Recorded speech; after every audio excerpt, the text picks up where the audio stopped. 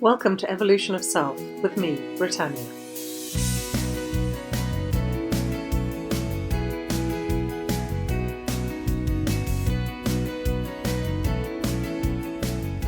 Hello. So I'm going to cover a topic this week that I have spoken about before, and it's to do with expectations and how when we live with expectations, they can cause a lot of unease and anger even in our lives. So when we have an expectation, and I'm going to focus particularly on our expectations of others. When we have expectations of others and they don't meet these expectations, then we can get frustrated, irritated, annoyed, and we might find that we're doing these things without even realizing why we're doing them.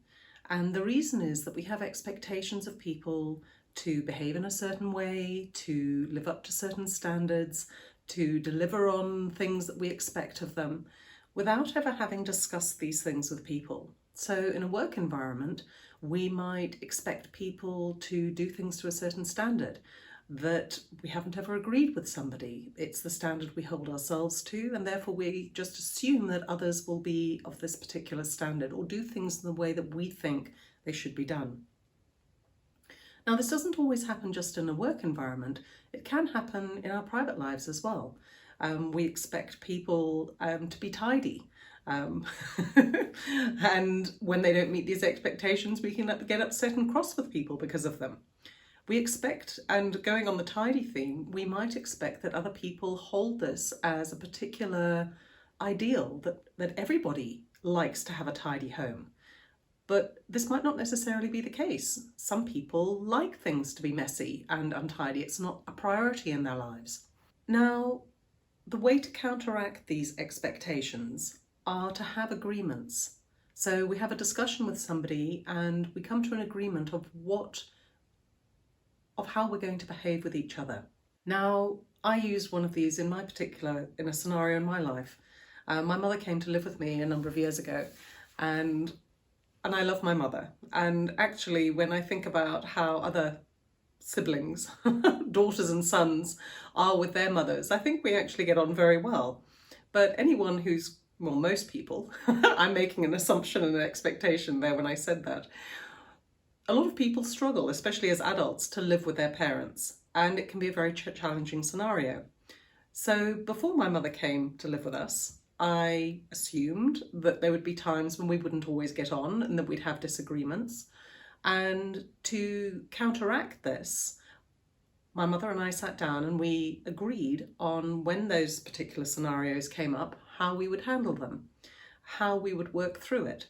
Because if I expected her to behave in a certain way while she was in my home, then I would most likely have felt very cross, irritated, and annoyed with her if she hadn't have met my expectations.